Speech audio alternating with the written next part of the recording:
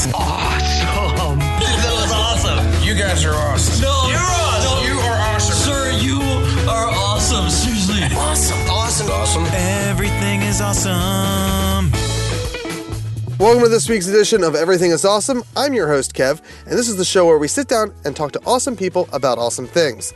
So if you're listening to this week's episode 12, then you probably know about last week's episode, which was part one of this week's discussion and this week's guest. Yet again, I reiterated it last week, reiterated it at the end of the show last week. Show this guy love at Joe Caliva on Twitter, because he came back after spending 2 hours and talking to me and came back and talked for another 2 hours. What a great guy. Joe Caliva, I met 10 years ago from doing podcasts. Podcast is a world that brings people together. And it was such a good time talking to him last week. If you didn't listen last week, we talked a lot about podcasting, we talked about the indie scene, and we talked about Star Wars and other geeky stuff. So if you are into that stuff, go back and listen to it. I think it's a great listen. It gets you to know Joe on a more personal level. And this week we're going to get more into about Joe the person versus Joe and his interests. We're going to learn about Joe the musician this week. So stay tuned for that right here on the other end on awesomepodcast.com. Yeah. Force Awakens, I don't care how similar it is to A New Hope. Like, it is a Star Wars movie. Yes, and I couldn't agree more. And who cares? Like, that's what it should be. We're introducing ourselves to a new generation of the Skywalker Solo clan, and like, who cares if it parallels episode 4? Like, episode 3 and 6 have parallels with one another. Like, I think it was great. It was definitely it's probably my second favorite Star Wars movie. Yeah, I'd have to agree. I really do. And so I have to ask you, man. And I didn't even know this was coming. I'm like not a big IMDb fan. Or not that I'm not a fan, but I just don't spend a lot of time going there to see what's coming out, that kind of thing. But I was completely shocked that there's this whatever offshoot, the Rogue, that's coming out this year. So I've known about this because they have now are taking their step into the Marvel Cinematic Universe.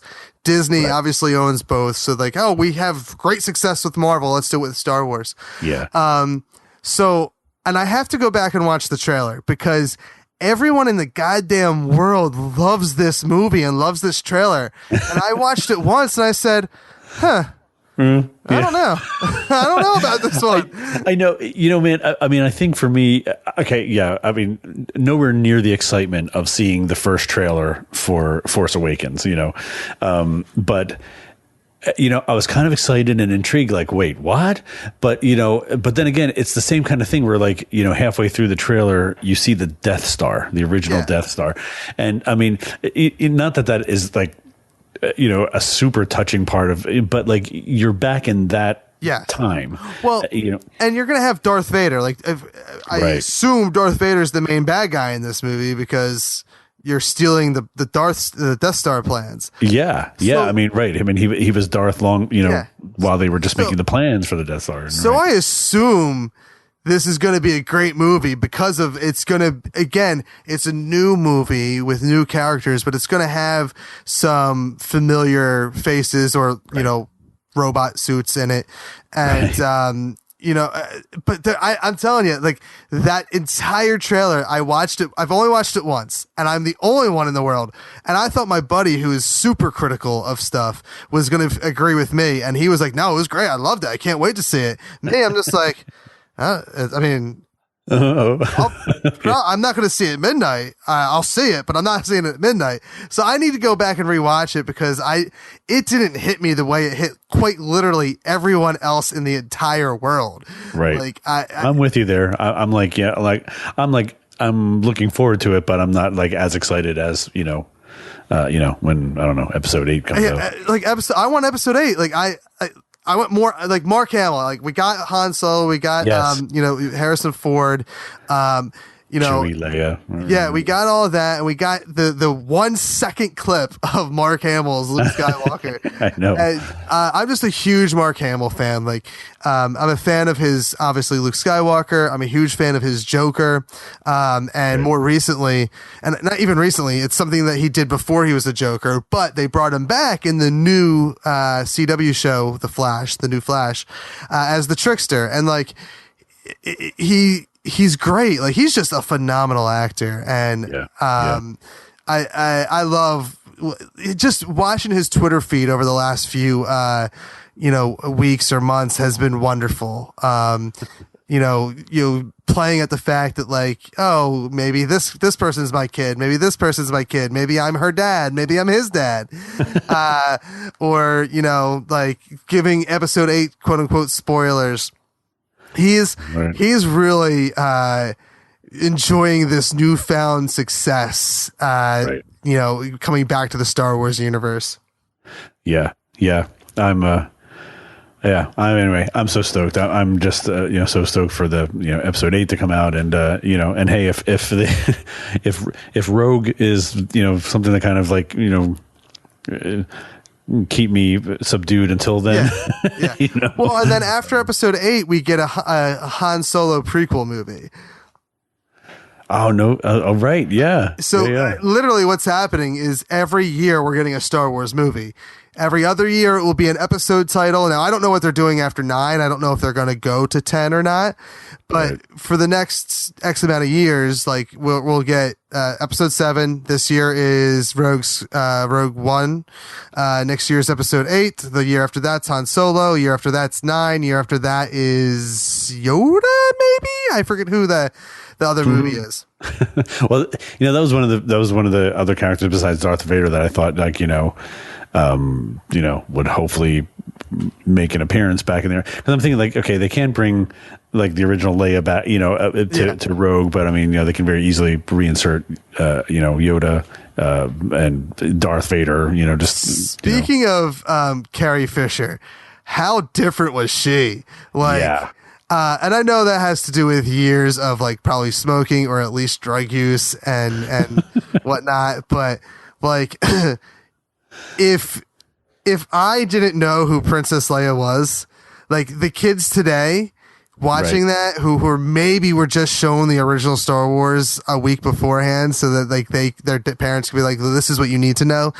Like, she looks completely different. Like at least Harrison Ford looks like Harrison Ford. Mark Hamill looks like Mark Hamill.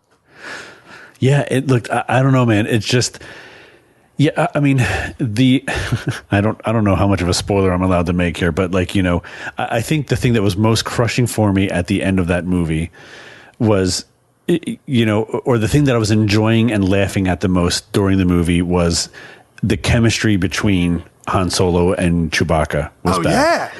And I mean, God, I'm just laughing out loud. Not even because the jokes were so funny, but like specifically, like the one time that they're waiting to, they're standing in the snow there, and Chewbacca's just like, whatever going. He's just like, you're cold, and I'm just like, man, the interplay of those two. Like, I laughed way harder than I should have. Yeah. But like, I just was so happy to see them together again. No, and that is totally a movie that if I wasn't sitting in the second row, which I was sitting in like the big leather reclining seats. So second row wasn't that bad, but if there was a different circumstance of me being in that theater, like there would have been many moments of me crying in that movie because it was crying from laughter, crying from sadness. I mean, spoilers, if you haven't seen the movie, like, where have you been? It's out on DVD and Blu-ray now. But like, turn it off now. Turn off now. If we're an hour plus into the show, we haven't even talked about Joe. But so spoilers for Star Wars here. Han Solo dies, which I think I knew going in. Like, I walked in to that movie knowing two things: that Kylo Ren was an offspring of somebody, and that Han Solo was dying. Like, I just knew it was going to happen. Now, as they were progressing, I'm like, nah, maybe they won't kill Han Solo. Like, it's not going to happen. And they did it. And you know what? It was so emotional, so well done. And I think something that is not given enough credit is the moment between Chewie and Kylo Ren after that happens. Because Kylo Ren had no idea Chewie was there. He could have killed him. Yeah. But Chewie has known Kylo Ren since he was a kid, since he was a baby. Yeah. Man. So he took not a death shot. He could have got him right in the head, and he shot him in the arm or the elbow or whatever. Right. Because it's still Ben, you know? And so I think it was that scene there just, I think, told so much about Chewbacca and Kylo Ren that I saw explored in a comic, like just a web comic. And that alone is like heartbreaking. Right. It's just such a good movie. But fucking Chewbacca can't get any love. He can't get a hug from Leia after his best friend dies. After 30 years, come on. He gets shafted on the medal. And now, literally just walks past Leia. He didn't even go in for the hug. And she walks past him, hugs Daisy. What's her? Ray. Right. Daisy's the actress. Hugs Ray. You've met her once. She has no connection to Han Solo. This dude is practically like your brother-in-law. Right. And that's what we were talking about Carrie Fisher and Leia's character and and I don't know. I mean, the chemistry I think between Leia and Han Solo in the original trilogy, I mean, it was all Harrison Ford. I mean, it's he's able to talk to a Wookiee who there's no subtitles for. I mean, I don't even know how much of it is predetermined dialogue. But have you seen the Jimmy Kimmel stuff that they've done in the years, for 5 years? No. Oh God. So he would come to Harrison Ford would be on Jimmy Kimmel Live, and they do this gimmick where Chewie was there, and he would just scream at Chewie and say, "You know what you did, you Wookiee bastard." And he would growl or do the and then he'd said, "Yeah, you slept with my wife, you son of a bitch." And it's just, so even years later, where Han Solo, Harrison Ford, has kind of always been until recently, and I think it's because he finally got his wish of Han Solo dying. But he really has been anti-Star Wars until Force Awakens, and he still had a good heart about it with doing things like that, and such good chemistry with a big teddy bear. Right. Yeah. And I think, honestly, if you take Harrison Ford out of the equation of Carrie Fisher and him, I mean, it really, I don't think that any of the audience would have cared about Carrie Fisher had it not been for Harrison Ford or for Luke's, passion about, whatever, saving his sister at the, but yeah, I mean, I think there was no chemistry with her and anybody. And, I mean, I guess, we'll see what happens, if her and Luke are reunited or whatever, but yeah. So I don't know. I just think, it kind of forced me to think back to that original trilogy and just like you were talking about, how many of the characters we really care about. We really care about Chewie. We really care about Han Solo and Luke. We really cared about Yoda. And for that matter, we really cared about Darth Vader. Yeah. but I don't know how many people really cared about Princess Leia. Well, you know what? The trailer, or maybe it was a TV spot that showed when Han and Leia like embraced in the trailer.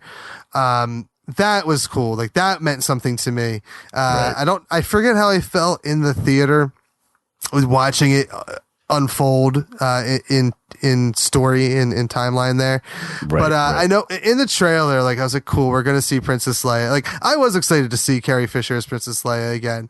Yeah, I was excited to see all the characters. But yeah, she really I guess has a key role in the story, but very minimal. And you're right. I think you could do a lot. Like she's not a key component of those movies. Right. But all right, so time will tell. Yeah. Again, we live in a geek world, and and this goes on to man. A half hour ago, I started this tangent. So the other thing that says the times of the worlds that we're living in of geekdom is Will Wheaton, and I'll have to post the link to the YouTube video because I don't know it word for word or anything, but he was asked a question at a panel about like, hey, can you do me a favor and like tell my son or daughter like how to deal with being a nerd or what it means to be a nerd, and he like gave this like good solid 5-minute answer that like was very heartwarming, very touching, like brought a tear to my eye, made me wish Will Wheaton was my dad.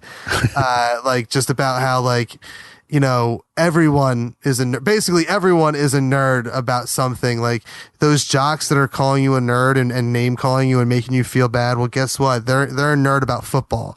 They're football nerds. Like, and don't let it get to you. Being a nerd means you have passion, and there's nothing greater in life than having passion. Like it was just, and I'm not doing it justice, so I'll have to post the link. But like that's the world we live in, where like it's okay, like it's so okay to be a geek and a nerd now, and it's great. Right. Yeah, and it's. We were talking about community earlier, and the podcast community and the bluegrass music community, and the down here there's all these communities, but it's easier to find community, whether it be physical community, like you can go to meetup.com and find fellow Star Wars meetup discussion groups, and actually go physically interact, or you at the very least have an online community of people that. It's just a lot easier now to connect, or maybe again, there's the word easier, but I mean, there's a lot more opportunities to connect with people that share the same passions and kind of validate the things that you're a nerd about. Yeah, and, it's again a great world that we live in. So an hour and change into the show, I kind of purposely wanted to wait to get into this because you and I already had this discussion once, and I have a feeling this time around it's going to be a little bit quicker because we've already told it. But you are not just someone here to talk about pop culture and podcasting and stuff. You are, I guess, a Renaissance man at this point. I know you as a musician and as a lover of Cosmos. Okay, I'm gonna have to explain that again, I guess. You're a photographer. You're a man of all trades. So. Let's go into like for me, music is you. Like, let's go into briefly like how you got introduced into the world of music and so forth and so on. Yeah, man. It all, I kind of, whenever I tell this story, I kind of always just say it all started with a card game. My dad was an avid gin player and poker player, and he, that's his favorite pastime was playing cards, and for money, as always, and with his friends. But he won a card game, and the guy couldn't pay what he owed him, and so he just said, my dad's name was Mario, and the guy was just like, "Hey, Mario, I got this organ instead. I bought for my kid. He doesn't play it. You want it?" So my dad took this organ, the whole 2 manual with the pedal, everything. And he just came home one day and said, "Hey, Joey, I got an organ. You're taking lessons." and so my musical journey began. I had never asked to play organ, but we had one, so I had to take lessons. But so you weren't really were you into music before that? Like as far as like wanting to do it, or just like into it, just like how every kid's into it, just listening? Yeah, I wasn't even. I can't even remember as a kid. I mean, God, my dad. I think probably the one artist I can go back to and say I was really into was Neil Diamond. That was my dad's, favorite artist. And as a matter of fact, the first songs I ever remember singing were Neil Diamond songs, like Song Sung Blue and Sweet Caroline. And yeah. And, but I don't know. I wasn't like particularly I had a moment or a watershed moment where like, I want to do music. It just kind of started with the organ. And, shortly after that, I started playing trombone in my school band. It was just something cool. And I know trombones from cartoons that I saw. But the cool thing about it was that it was just not very long after I just started taking lessons, and I barely even knew how to read music and that kind of thing, is, kind of the experimentation and playing around and creating my own music.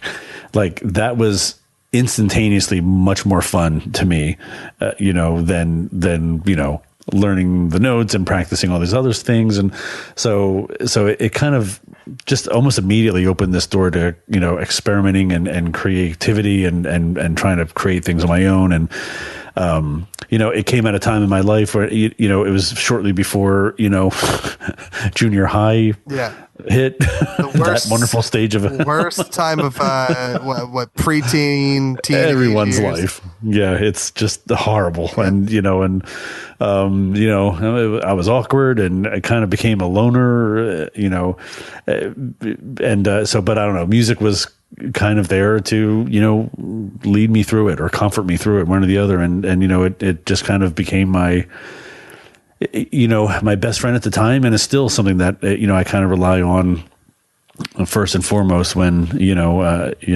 I need an emotional outlet. It's interesting. It's because my fiance and I were just talking kind of about like depression or just like when you're sad, like what works for some people. And for some people, it's talking to somebody, whether it's a friend or someone professional. For some people, it's so bad you need medication.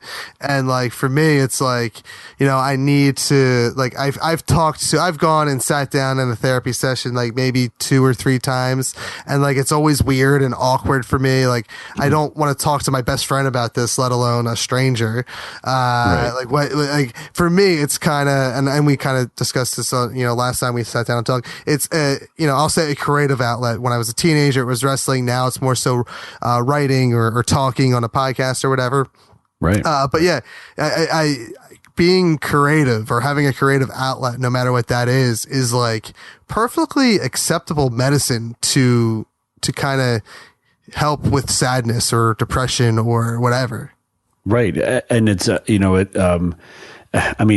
thing that gives you a reason to get out of bed in the morning, and that's actually, kind of a phrase you'll hear a lot of people who suffer from depression say is that I can't get out of bed, or that there's no motivation to get out. And I know, I'm not downplaying depression at all. I mean, I know it's to some people it's a very serious problem and a disease and has to be chemically treated.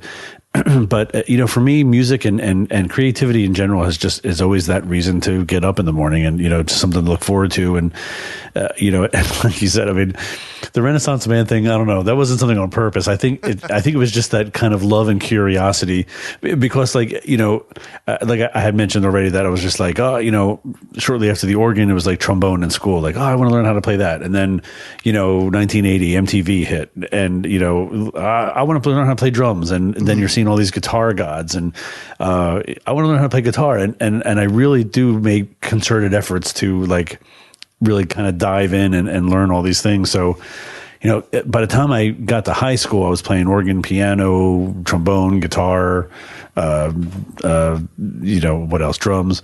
But by the time I got to college, and it was great because I had opportunities in high school to experiment and play on all these instruments. By the time I got to college, after a couple little changes, I ended up majoring in composition, classical composition, and music education. And, I started as a classical trombonist, graduated as a classical composer, and now I'm in Nashville playing, country and bluegrass music. So you never know where the road's going to lead you, folks. That is a wild, go with it. A wild journey, because it's something that I learned last time we talked was that this is not your first time living in Nashville. You moved to Nashville years ago, predating, the new media age. Right. Yeah, I was, I kind of moved down here. I moved down here in '98.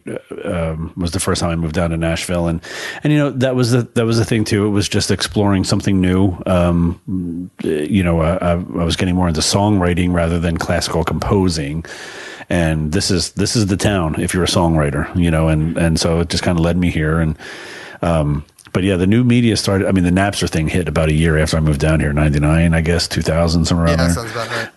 Yeah. Moved back up to New Jersey and, and opportunities up there. I mean, that's when I, met Shannon Cole and the artist development thing too was kind of I guess a progression thing for me too. Cause, while I was in college, I studied voice and, I ended up teaching privately more than anything else, voice and singing. And so as a vocal coach, I was starting to encounter more and more students who were kind of, I don't know, working, wanted to be pop singers, not necessarily wanting to study classical music and that kind of thing. So that just kind of, I don't know, snowballed into, helping them and developing them for that type of career and me getting more into that. So, which led into performance coaching and, career management and band leading and that kind of thing. So, I guess skip way ahead and I guess to make a story a lot shorter is that, that's kind of what introduced me to the world of artist, development is that it's developing. And plus the fact that, there's more opportunities for someone like me to work in this area because record labels used to be the ones that would develop artists. They would sign artists and spend a couple of years developing them, working on their writing and working on their performing and their singing and their public speaking skills and all this kind of stuff. But labels don't have the time or manpower to do that anymore. So, so artists, there's a real need in the artist community for people with experience to kind of guide them through that and work on all those different areas. So Nashville is like the hot spot for all that. It's one of the hot spots for that. Because if you say country and like all the subgenres that come under that, that makes sense. Like totally, I think of Nashville and whatnot. I always think, and I guess this is just because it's my small-minded world of, well, everything is either in New York or in LA, whether it's music or acting or whatever. Right. No, man. I mean, and this is something I'm seeing in Nashville. I moved back down here in, permanently in 2013. But this city is exploding. I think it was just named like the number one tourist spot or one of the top 5 tourist spots in the country, but it's also one of the biggest boom towns in the country.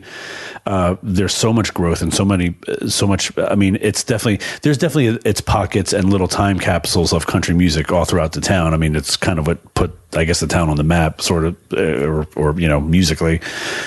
But, Steve Tyler lives down here now. Kelly Clarkson, Billy Gibbons. I mean, and you will literally walk. A friend of mine just, at a stoplight, watched Steven Tyler walk in front of his car as he was walking his dog. That's crazy. That's cool.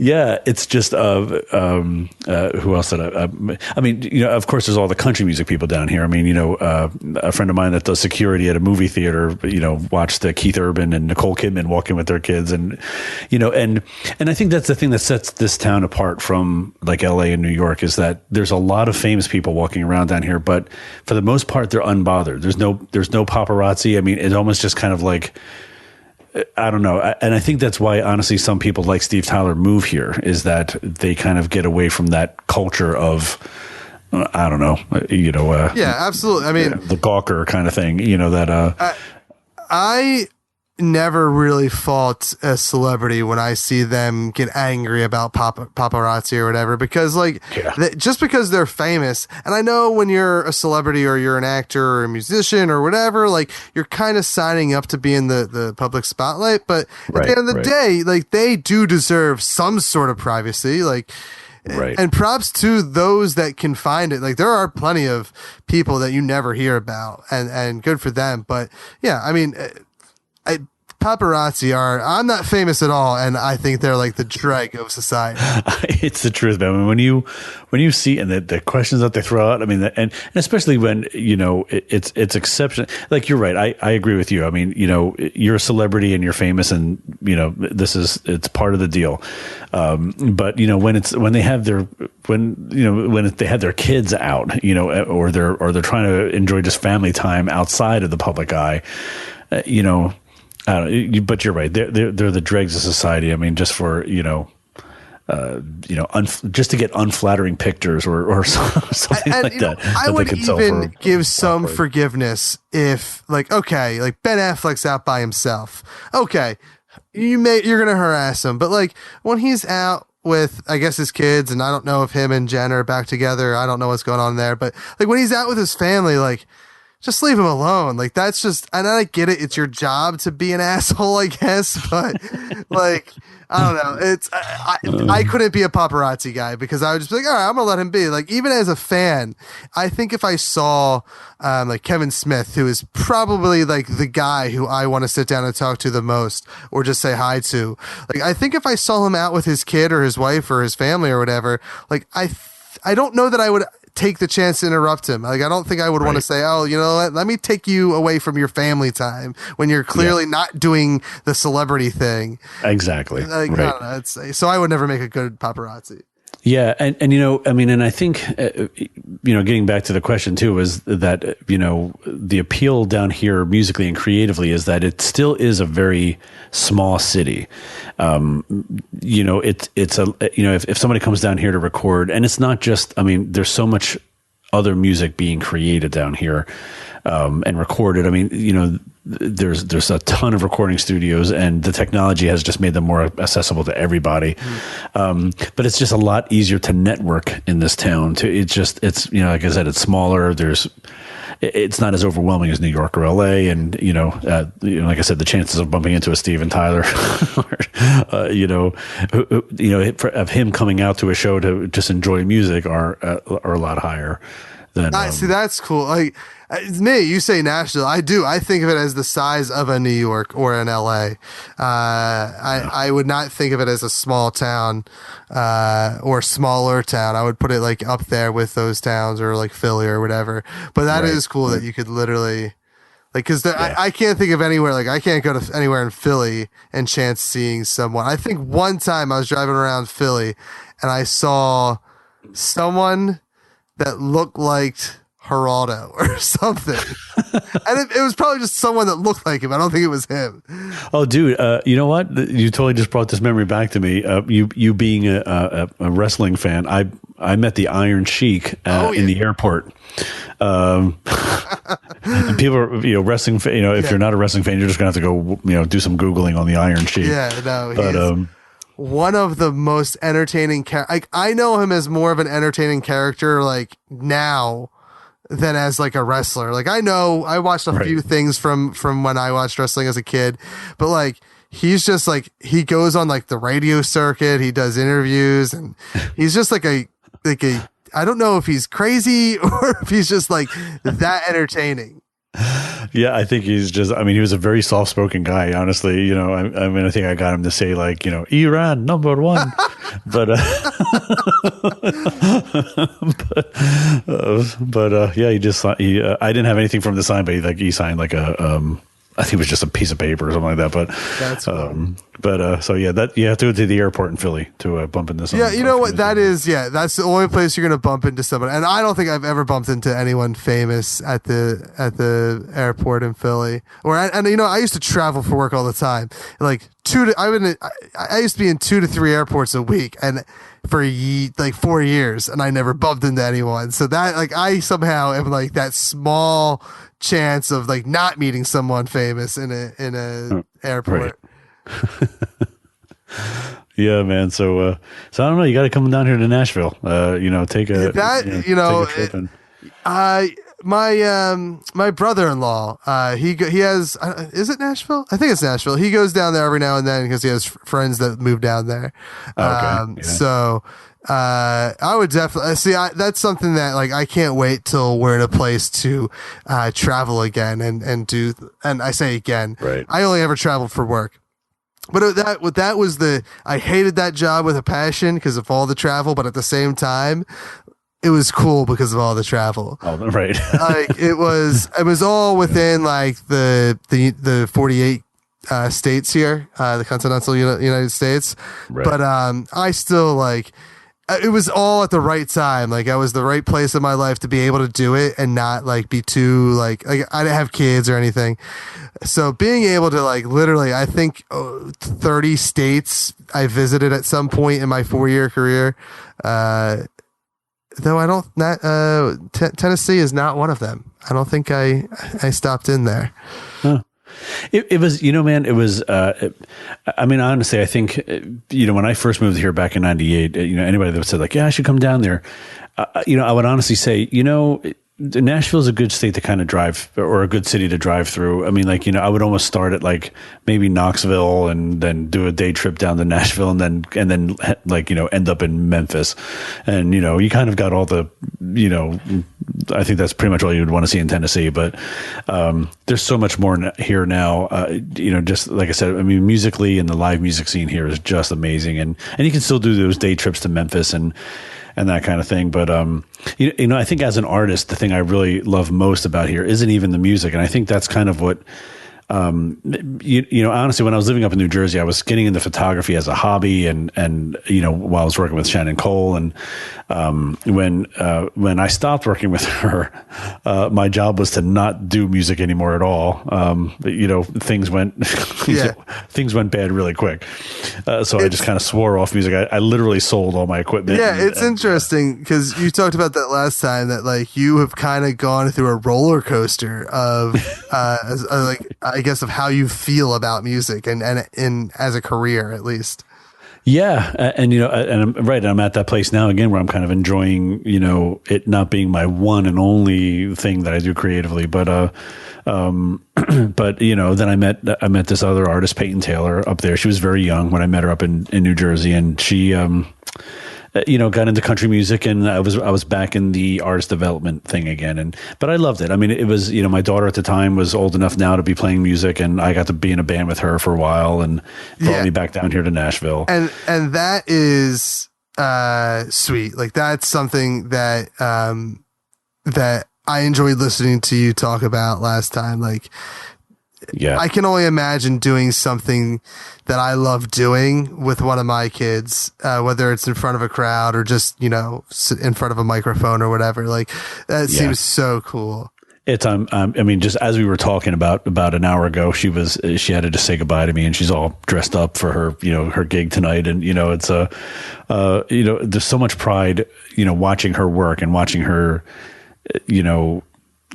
thrive in it, in a way that I never even, did at her age, but yeah, just having had the opportunity to kind of like be on the stage with her and look across the stage, every once in a while and realize I'm playing in a band professionally with my little girl. And there's so many moments like, you were talking about crying at a Star Wars movie.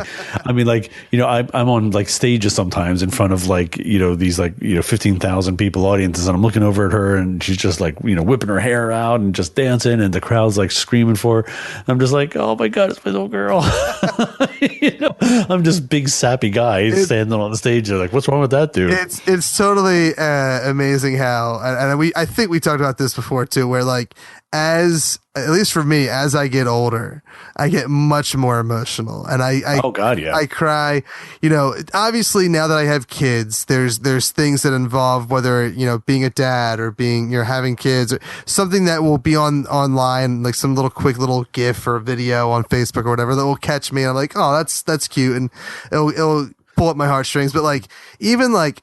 And I don't know if I dropped this piece of news on when we last talked, but like the Muppet movie, I don't even know if my son was born yet. Yeah. He was either. We were talking about this. Yeah. It was either when we were either pregnant with our second child or with our first. I forget what the time period was, but like Kermit just gives this amazing, and mind you, like I'm like I'm not a pothead, so like I'm not a stoner. So like there's no excuse. I wasn't drunk at this movie. Like so there's nothing but me and my own emotions at play here. Well, and I think you get like sympathetically hormonal for, especially if you have a pregnant, girlfriend or wife or something. You know like what? I mean, I would love to use that as an excuse, but I don't think that's it, dude. Because I could sit there and watch that movie again and almost guarantee you that I would probably cry when Kermit gives his little inspirational speech. It's just there's something about it that's just like, and maybe it's because I know the Muppets from like when I was a kid. And right. I don't know. There is something about, or maybe that's like, hey man, like he's saying stuff that I feel. I don't know what it was, but legitimately, like a tear ran down my face, judged by my now fiance, then girlfriend. But like, yeah, at a dime, at the drop of a dime, I'm a weeping little baby these days. Yeah, dude. I mean, I feel you on the children's movies because I was a wreck at Toy Story 2, Toy Story 3, and all these times my daughter's sitting right next to me, like, oh god, and we went to go see Marley and Me. That was I wasn't right after that movie.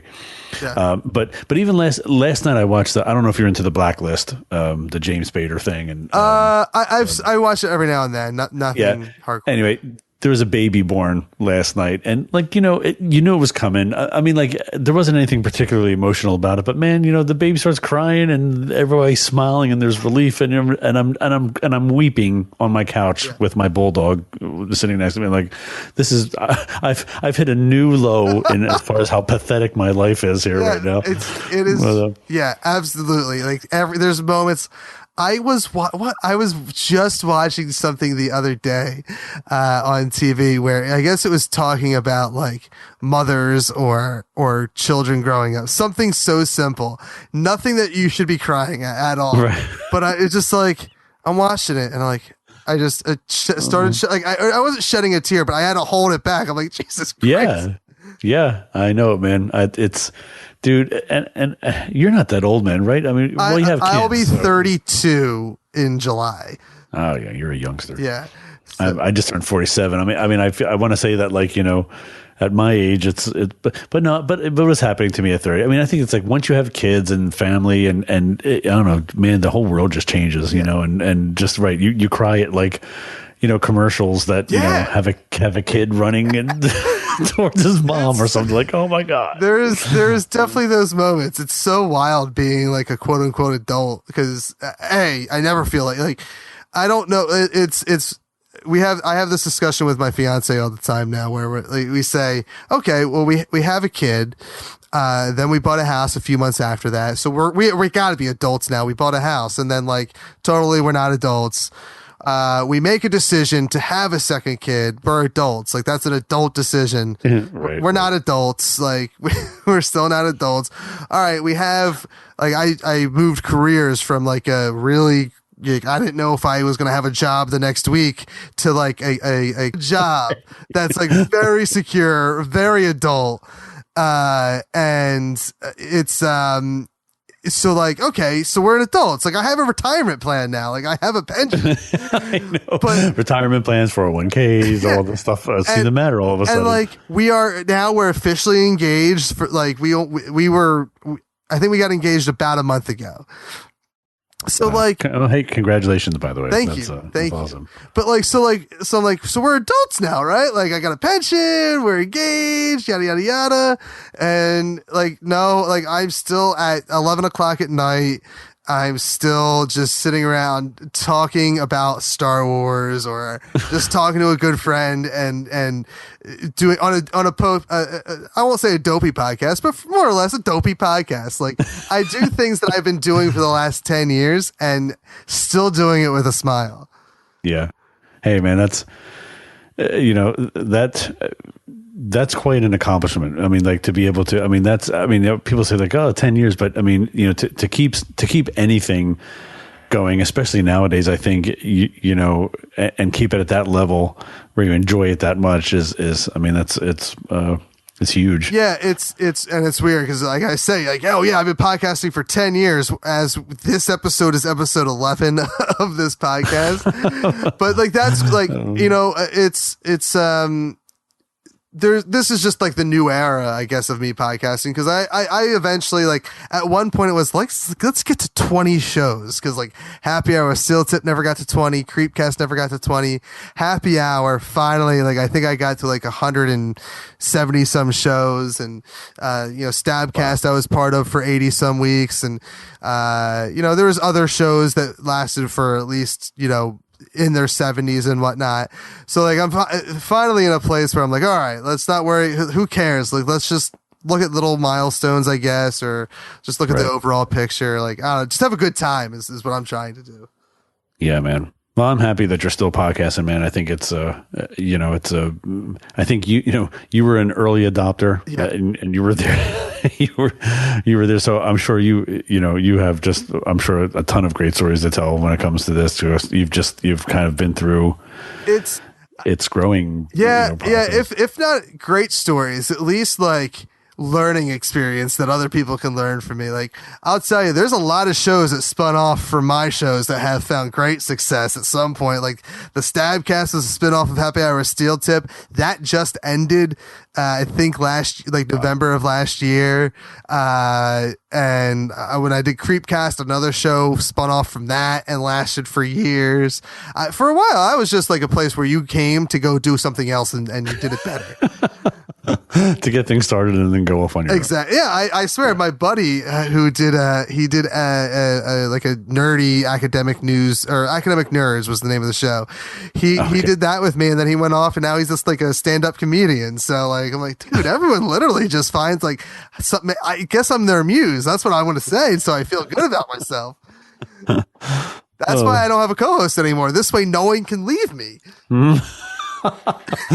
Yeah, man, I hear you. That's and that's the see. Maybe I'll take your advice then, because I think I was at a point with my podcast. I was just like, well, I should get some co-hosts in here, but then then they'll probably take the podcast on, and I'll be crying at the next episode of The Blacklist with all by myself in here.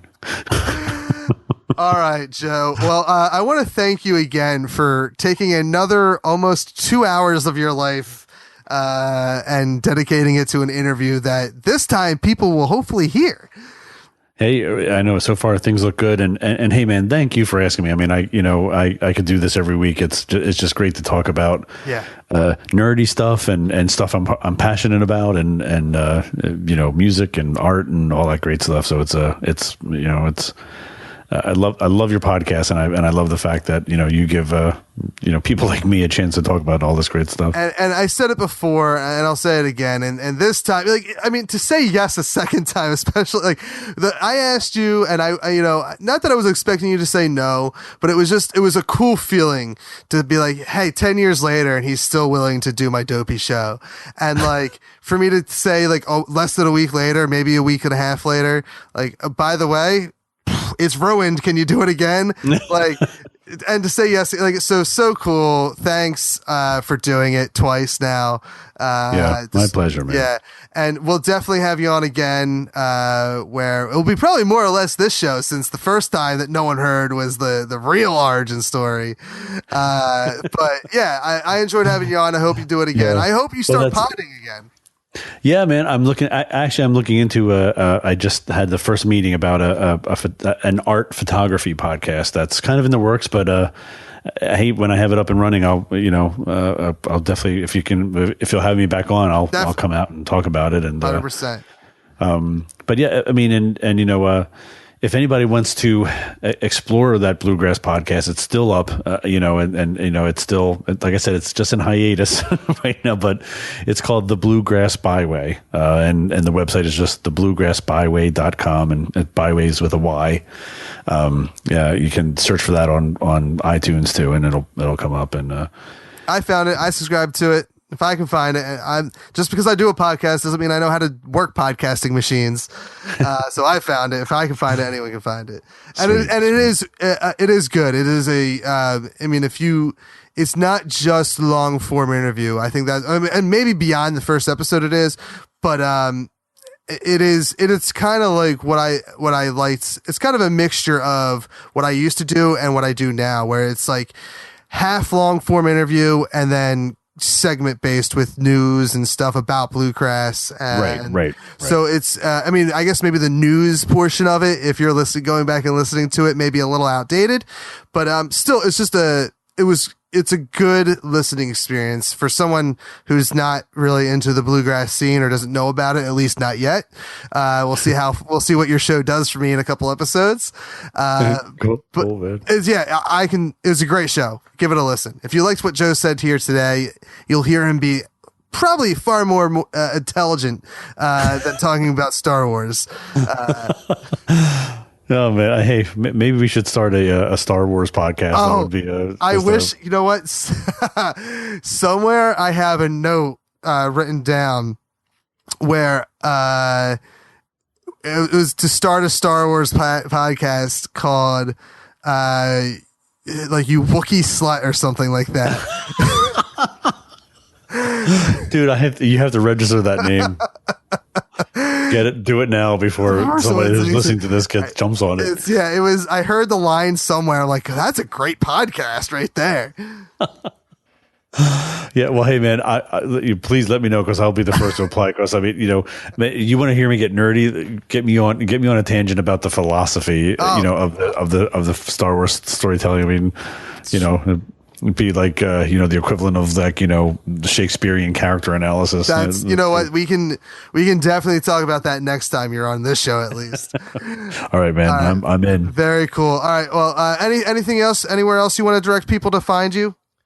Well, my regular photography site is just joecaliva.com, JoeCaliva.com. You can just search for me on Facebook to see what else goes on in my life. Facebook, if you do a search for Joe Caliva Photographer, you can see some of my photography and videography on there as well. And, I occasionally, post some videos of me performing down here in Nashville on my regular Facebook page. So, Twitter at Joe Caliva, and I think that's about it. I think that's got all of my socials covered. And we will post links in the show notes to all Joe's stuff, of course. Once again, make sure you check him out on thebluegrassbyway.com, at Joe Caliva on Twitter. Search for him on Facebook, joecaliva.com for all his places. Check out me on Twitter at HHWST. Check out this show on Twitter at That Entertains. Subscribe to this show on iTunes. And while you're there, leave a 5-star review if you liked what you heard today. Much appreciated. It helps us get more eyes on the show. So for Everything is Awesome, I'm Kev. Thank you once again, Joe. My pleasure, man. Thanks for having me on. And you've been listening to us right here only on awesomepodcast.com. Everything is Awesome is produced by Crude Humor Studios. For more information about the podcast, please visit us online at awesomepodcast.com. Or if you're interested in advertising on the show, please email us at advertising@crudehumorstudios.com. Stream and download all episodes on iTunes. While you're there, please consider leaving a 5-star review. If you're a fan of the show, please let us know by following us on Twitter and Instagram at That Entertains.